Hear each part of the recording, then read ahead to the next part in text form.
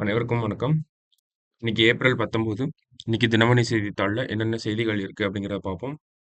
So முதல் சில பக்கங்கள்ல செய்திகள் குறைவாக தான் இருந்துச்சு. நமக்கு எக்ஸாம் பாயிண்ட் ஆஃப் வியூல இல்ல. திருக்குறளை பொறுத்த வரைக்கும் பார்த்தோம்னா,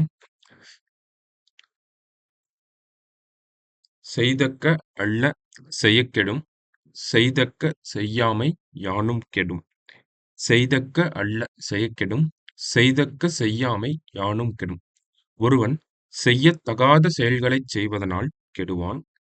செய்தக்க செயல்களை செய்யாமல் விடுவதனாலும் கெடுவான் அப்படின்னு சொல்லி திருவள்ளுவர் சொல்றாங்க. அதாவது செய்யக்கூடாத செயல்களை செய்யறனாலையும் ஒருவன் கெட்டு விடுவான் அப்படின்னு சொல்றாங்க. அதே மாதிரி செய்யக்கூடிய செயல்களை செய்யாமல் இருக்கிறதும் ஒருவனை கெடுத்து விடும் அப்படிங்கிறத சொல்றாரு. திருக்குறளின் 466 அதிகாரம் தெரிந்து செயல் வகை. ஸோ மற்றபடி இன்னைக்கு செய்திகள் அப்படின்னு பார்த்தோம்னா எல்லாத்தையும் வாக்களிக்க சொல்லி தான் சொல்லியிருக்காங்க. ஸோ இந்த வகையில நமக்கு தேர்தல் செய்திகள் தான் அதிகமா இருந்துச்சு. ஸோ நேத்து நம்ம பார்த்த மாரி தேர்தல் குறித்த செயலிகள் குறித்த ஒரு செய்திக்குறிப்பு இருந்துச்சு. ஆனா நேத்து சொன்னது தான் அதுவும் இருந்துச்சு. ஓகேங்களா? ஸோ மத்தபடி பார்த்தோம்னா, இந்த ஆண்டின் சிறந்த புகைப்படம்னு சொல்லி ஒரு புகைப்படத்த குடுத்திருக்காங்க.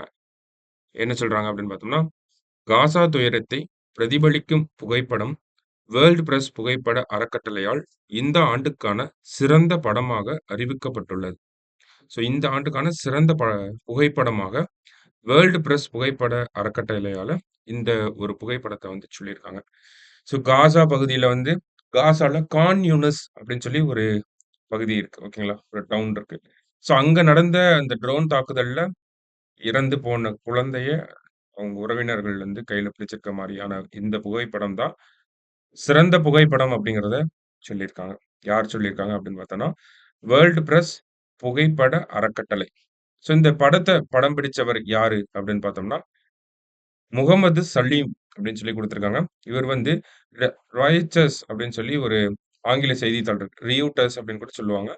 ஸோ அந்த ரியூட்டர்ஸ் பத்திரிகையோட புகைப்படக்காரங்களா இருக்கக்கூடிய திரு முகமது சலீம் அவர்கள் புகைப்படம் எடுத்திருக்காரு.